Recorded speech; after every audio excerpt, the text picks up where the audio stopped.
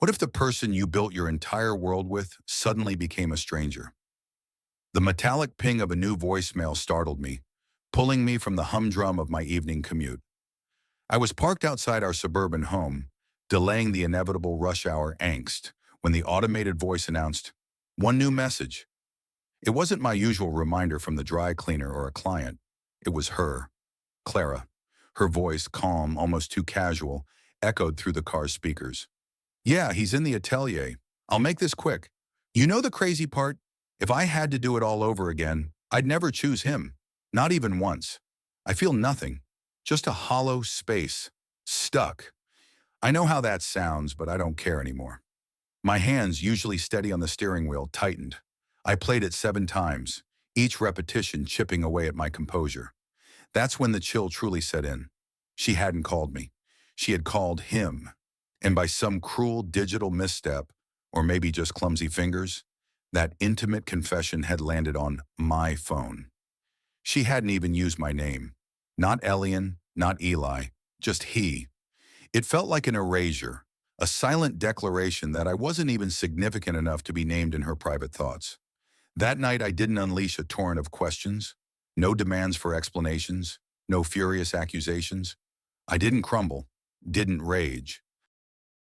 Instead, I observed her from the armchair, a quiet sentinel as she scrolled through her tablet on the plush sectional, utterly oblivious to the seismic shift that had just occurred in my world.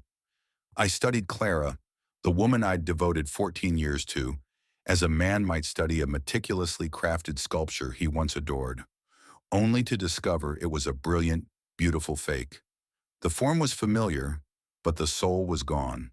A soft laugh escaped her lips, probably at some viral video or a message from him, or perhaps a whispered plan about how swiftly she could disentangle herself from me. I sat there quietly dying inside, nodding when she inquired about dinner, agreeing to Japanese, even mustering a weak smile when she remarked, "You're unusually quiet tonight. Everything all right?"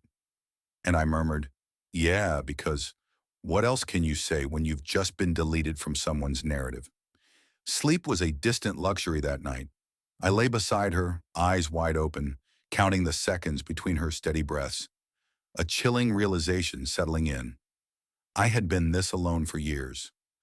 By morning, the routine was a fragile mask. Coffee brewed, her artisanal pastry toasted, a gentle kiss pressed to her forehead. By noon, I was gone. No hurried note, no tearful goodbye, no desperate "we need to talk." Just silence.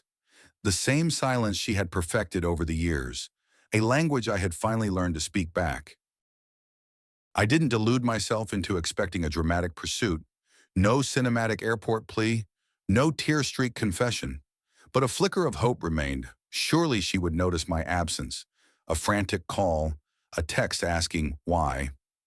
I left my premium laptop, my designer wallet, even my engraved wedding band, perched in the ceramic dish by the entryway where I always placed them.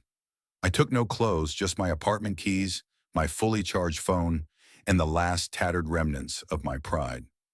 In just 48 hours, my world dissolved. That first evening, I checked into a forgotten motel on the city's outskirts. The air in the room was thick with stale cigarette smoke and the ghost of countless broken dreams. No windows that offered a glimpse of the outside world, only a view of despair. The desk clerk, a man with eyes as weary as mine, didn't ask questions. He'd seen my kind before, I supposed. Shoulders bowed, gaze vacant, clutching a phone like a lifeline to a message that would never arrive. And it didn't. Clara didn't text. She didn't call. She didn't even pretend to care. I kept replaying the voicemail, not because I doubted its veracity, but because a desperate part of me yearned for a different interpretation, some twisted meaning I had missed. Perhaps I'd wanted to be wrong more than I wanted to be right. But no, each syllable was a steel blade, sharp and deliberate. I'd never choose him again. Never. It echoed in the cavern of my mind, a relentless loop even when the screen was dark. The next day blurred into an aimless drive. I passed our first apartment, now a trendy cafe, the quaint diner where we shared our first nervous laughs. The artisan bakery where I'd proposed, the ring hidden in a chocolate croissant, a memory that once brought tears of joy to her eyes. Each landmark was a haunting tableau, a testament to a man who no longer existed. He had died somewhere between that chilling voicemail and her deafening silence. By evening, a morbid curiosity gripped me, and I accessed our joint financial accounts. Not to withdraw anything, just to see. She hadn't touched it, not even a simple grocery transaction. But then the Venmo log, a name I didn't recognize, Aiden Pierce. The caption, a single fire emoji in a wine glass. Clever, charming, nonchalant. I didn't know whether to laugh or hurl my phone against the wall. I did neither. I simply stared at the screen, a chilling realization dawning, how effortlessly she had transitioned, how quickly. And I, Elian Vance, the man who had memorized her obscure coffee order and massaged her tired feet every evening, had become nothing more than a minor logistical inconvenience, neatly managed and swiftly dismissed. That night I couldn't eat. The plastic-wrapped sandwich from the vending machine remained untouched as the motel room lights flickered and died for precisely 11 seconds. Those 11 seconds of utter darkness, I swear, felt more authentic, more honest, than anything I had experienced in years. And still, no call, no message, no frantic inquiry about my whereabouts. That, more than the voicemail, was the deepest cut. You won't believe what happened next. By the third day, the tremor in my hands had subsided, but the emptiness in my chest had deepened into a gnawing void. It wasn't merely heartbreak, it was a profound sense of humiliation, a disorienting shock that came from recognizing the woman I loved had been slowly, subtly withdrawing for years, and I had been too blind to see it. Or perhaps I had seen it and simply mislabeled it. Stress, fatigue, the mundane rhythm of life. But now I knew its true name: detachment. She had been leaving me long before I ever walked away. I parked outside our house that afternoon, a grim observer. I wasn't looking for a dramatic confrontation, a scene from a tragic opera. Perhaps I craved a glimpse of her grief, a visible crack in her perfectly composed facade. But there was nothing. At precisely 5:40 p.m., her usual arrival time, Clara's sleek convertible pulled into the driveway. She was on the phone laughing, draped in the cashmere coat I'd bought her 2 Christmases ago, the one she'd once called the warmest hug in winter. Now she wore it like it meant nothing. Maybe it always had. I slumped down in the driver's seat, a pathetic cliche, self-loathing coiled in my gut. Yet I couldn't leave. I needed to witness the impact of my absence. Spoiler alert, absolutely none. She didn't glance around, didn't hesitate at the front door. She entered as if the wedding band hadn't vanished from the dish, as if my side of the bed hadn't been untouched for days, as if the house didn't feel palpably emptier, colder. Moments later, the porch light flickered on, then the soft glow from the living room, then the subtle flicker of the large-screen TV through the curtains. My chest tightened when I saw her silhouette glide past the window, a wine glass in hand, her body swaying to some unheard rhythm. And then another shadow, a second figure, distinctly male, taller than Clara, moved within the room. He wore a jacket I didn't recognize. I froze.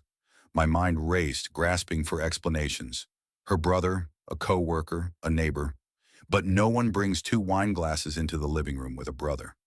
No one dances intimately with a neighbor when they believe they're alone. No one dims the lights like that with a coworker. I didn't stay to witness more. I peeled away from the curb with a violent lurch, narrowly missing a mailbox. My fingers dug into the steering wheel, as if holding the car and myself together by sheer force. I don't know why I didn't cry. Perhaps my tears had simply run dry. Or maybe the shock had numbed me too swiftly to feel anything. The motel room felt colder than ever that night. I left the television blaring, any voices, any sound to drown out her voicemail, her laugh, that spectral second shadow. Sleep was impossible. I lay there staring at the ceiling, counting the slow, rhythmic drip of water from the bathroom faucet, like a clock ticking towards some invisible deadline. The same question hammered in my brain: When did she stop loving me? And why was I the last one to know? I don't know what I truly expected upon my eventual return to the house. Perhaps a confrontation, perhaps silence, but I didn't anticipate the profound unfamiliarity, as if I had stepped into an entirely different narrative, a place where my chapter had been abruptly concluded. I had been gone only 4 days, yet everything felt subtly rearranged, as if she had simply exhaled, filling the void I'd left with something entirely new. Without a single beat of hesitation, I slid my key into the front door. The lock clicked open with unnerving ease, as if it hadn't even registered my absence. The air inside was warm, perfumed with vanilla candles I didn't recognize. Not the ones I used to buy her. These were more refined, understated, curated. The kind of scent you choose when you want someone to believe you've always been this effortlessly put together.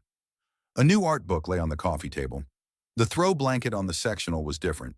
My favorite porcelain mug was absent from the sink, and then I saw it. The ceramic dish by the entryway, where my keys, my ring, my spare change always rested, was completely gone. In its place, a minimalist decorative tray held a tiny, vibrant succulent, a plant, as if she had meticulously scrubbed away every trace of me and replaced it with something green, something thriving. I wasn't even angry. That was the most unsettling part. I just stood there, stunned by the sheer thoroughness of her emotional housekeeping. I drifted through the rooms in a haze. My worn slippers were gone. My pillow replaced with one that smelled unfamiliar. My signature cologne, the one she used to playfully steal, was no longer in the master bathroom. In its place, a sleek, dark bottle I'd never seen. I wasn't alone in the house either. I sensed it before I even reached the bedroom. 2 coffee cups in the kitchen sink, a folded men's jacket slung over a dining chair, shoes by the door that weren't mine, and worst of all, a faint, musky scent of cologne in the hallway. Not the sophisticated scent she'd chosen for me 2 anniversaries ago, but something generic, yet bold.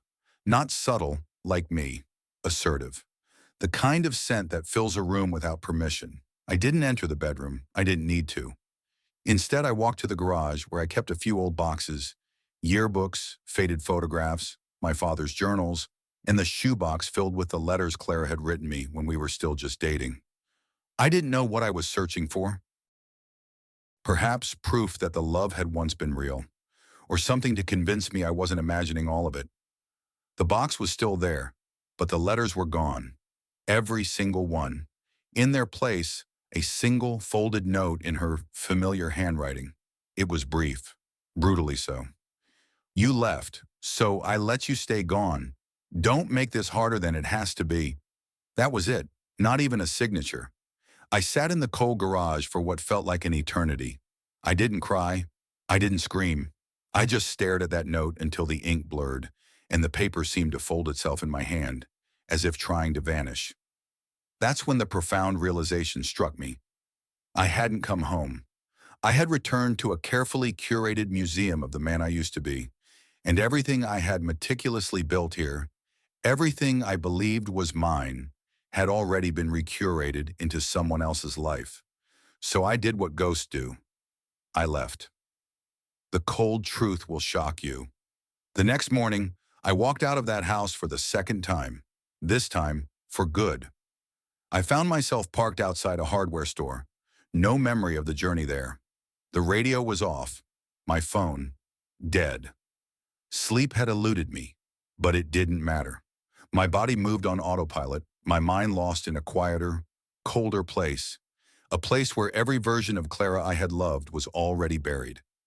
I hadn't confided in anyone. Not my sister, not my colleagues, not even Malcolm Marx, my oldest friend since college, the man who delivered a heartwarming speech at our wedding. I was consumed by a suffocating shame, ashamed I hadn't seen it, ashamed I believed love was enough, ashamed I had become the kind of man someone could simply erase without a backward glance. But by noon the facade cracked. I texted Malcolm 3 words. You were right.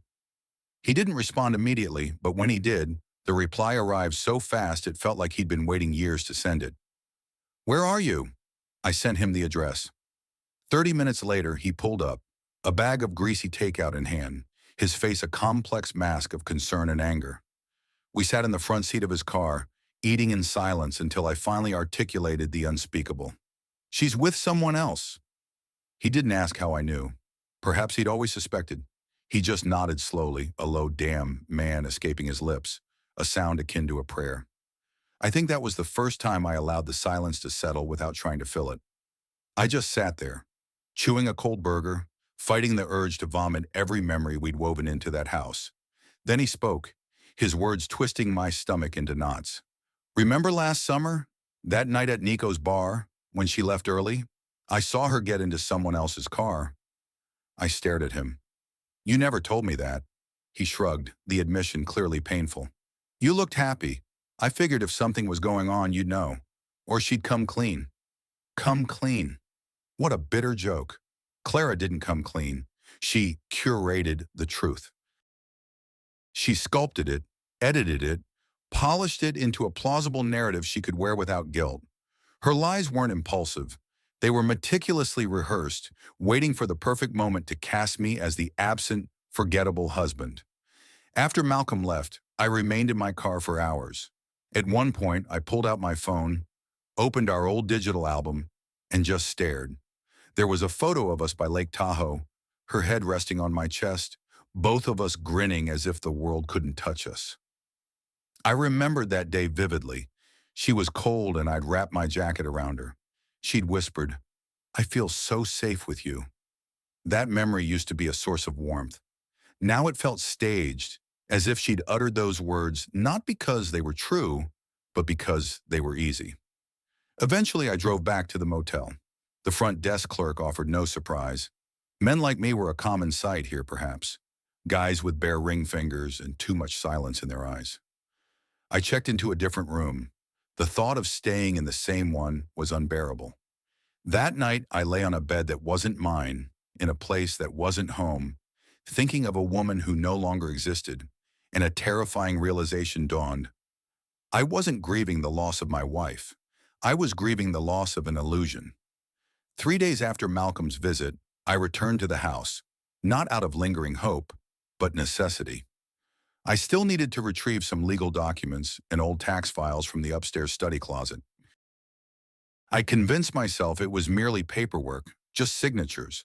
But the truth was, I needed to know what else she had meticulously erased, if anything remained that even resembled the life we once shared, or if I truly was nothing more than a deleted file in the new folder she'd created for her new life. I parked down the street and walked the rest of the way. Her car was there alone this time. No second vehicle. The porch light was off, blinds half closed. It looked like a place scoured clean of warmth. My key still worked, and I stepped inside to a silence so profound it felt artificially imposed. Everything was unnaturally tidy. That was the first thing I noticed. I had always been the neater one. I used to joke that if I died, she'd be buried under a mountain of unopened mail and forgotten coffee cups. But now the place resembled a display home. Magazine perfect, cold, impersonal, as if she were trying to impress someone. I went straight upstairs, careful not to glance at the hallway mirror, knowing I wouldn't recognize the gaunt man reflected there anymore. In the study closet, I found the files neatly stacked in a labeled folder. She had prepared them for me. That alone made my stomach clench. She hadn't reached out, hadn't asked if I was okay, but she had organized tax returns like a polite, transactional gesture. And that's when I saw it. On top of the box was a small, unmarked envelope, simply placed there, as if waiting for my return. My breath hitched as I opened it with trembling hands. Inside, a note, not in her elegant script, but in blocky, almost crude, masculine handwriting. "You deserve better," I tried to tell her. She said she didn't care. That was all. No signature, no further explanation. I read it 5 times. Each time it twisted into a different meaning. A confession, a warning, a cruel prank. Was it from him? Aiden Pierce? The man I'd glimpsed through the window? The man who had replaced me before I even knew I'd been replaced? I sank to the floor of that closet, clutching the note like a fragile lifeline, desperate for answers to questions I had no words for. Who was he? Why had he written this? Was it guilt? Pity? Was it true? A part of me wanted to storm downstairs, confront her, demand the unvarnished truth. But I didn't. I didn't even check if she was home. I simply placed the note back in its envelope, folded it into my jacket pocket, and left. Outside, the wind had picked up, scattering leaves across the lawn like confetti at a silent funeral. I walked back to my car and sat there, staring at the house I once called mine. And then, for the first time in days, a faint smile touched my lips. Not because anything was suddenly okay, but because I finally understood what she had been too cowardly to say. It wasn't just that she didn't love me anymore. It was that she never truly had. I wasn't planning on reading her messages. I want to be unequivocally clear about that. I had never snooped during our marriage, never delved into her phone, never installed trackers or checked her laptop history. I believed trust was sacrosanct. But now, sitting alone in that desolate motel room with nothing but time, I understood how much of my life had been built on blind faith in someone who never deserved it. It happened by accident or perhaps by some cruel twist of fate. Years ago, I had synced our cloud accounts when she struggled with her digital calendar. We never bothered to unsync them. I hadn't thought about it again until my phone buzzed with a familiar name. Not hers, his, Aiden. The message was short, chillingly clinical. You told me he was gone for good. My chest seized. My hands hovered, trembling, over the screen as 3 more messages flashed in rapid succession. I didn't sign up for this. If you're not serious about us, I'm done. He's a ghost, not a corpse. I sat in stunned silence, my heart hammering, each word a fresh wound. It wasn't the raw betrayal that stung most. It was the absolute clarity. The way they spoke of me as if I were a disposable obstacle. Not a man, not a husband, but a problem. She hadn't yet solved. I scrolled upward, my eyes devouring thread after thread of conversations I was never meant to see. They joked about me, about my supposed predictability, my boring habits. She forwarded him screenshots of my pathetic texts from earlier that year, messages where I told her I missed her, that I was proud of her, that I hoped she was resting well during her business trip. He replied with dismissive emojis. She replied with laughter.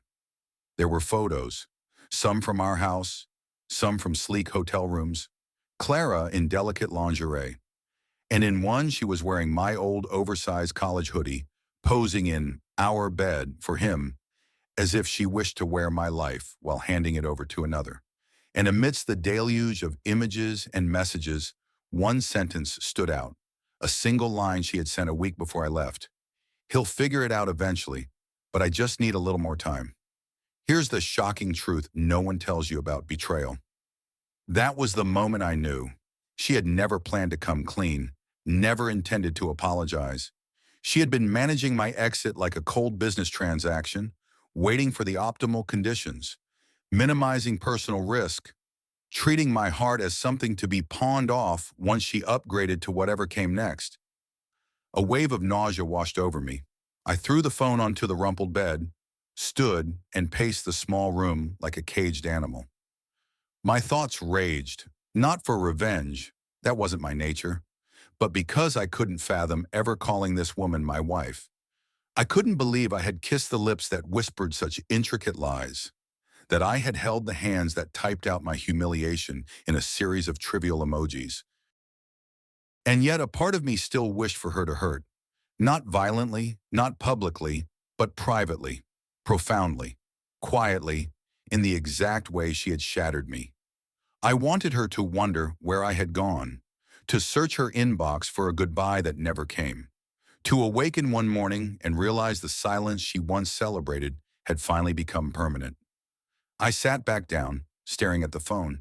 I didn't respond to the messages. I didn't block her. I didn't delete the photos. Instead, I did something far more potent. I left the account open, let her see the red receipts, let her realize I had seen it all, let her sit in that chilling, knowing silence. In the days that followed, I stopped checking my phone. I didn't need to witness her panic. I didn't care if Aiden Pierce stayed or left. For the first time in years, her choices no longer dictated the emotional temperature of my world. The initial rage had dissipated. The grief had dulled to a low ache. What remained wasn't vengeance. It was clarity, a strange, almost beautiful calmness, like finally taking a deep breath after holding it for far too long. I moved out of the motel and into a tiny one-bedroom apartment above a quaint downtown bookstore. The landlord offered me a discount because the place smelled faintly of aged paper and old glue. But I didn't mind. There was something profoundly comforting about falling asleep surrounded by countless stories that weren't mine. Stories that didn't lie. I found a new rhythm. Woke early. Walked to a small coffee shop where no one knew my face or my history. I started writing again. Something I hadn't touched in years. Nothing grand, just fragments of memory. Fleeting moments I wanted to preserve before they rotted. I didn't write about her, not directly, but the words flowed easier once I knew she couldn't take anything more from me. Then one afternoon, while sifting through forgotten boxes in my new closet, I found the envelope again, the one with the note from Aiden Pierce. I stared at it for a long while. I had imagined so many dramatic scenarios, mailing it back, setting it aflame, using it as damning evidence. But none of it felt right. So I walked down to the nearby river and simply let it go. Just like that. No dramatic goodbye, no cinematic swelling of music. Just a small ripple in the water and a profound breath I hadn't realized I'd been holding for years. That night, I slept without dreams. And the next morning, I smiled. Not because I had forgotten her, not because it no longer hurt, but because I had finally truly stopped needing closure from someone who never offered honesty. I didn't get even. I got free. This is what happens when you choose yourself. To anyone who has been broken, discarded, or replaced, you are not your pain. You are not their lies. And you do not owe them a single second more of your silence. You owe yourself peace. And I found mine not in her apology, but in my own quiet, resolute exit. Remember, sometimes the most peaceful revenge is simply walking away.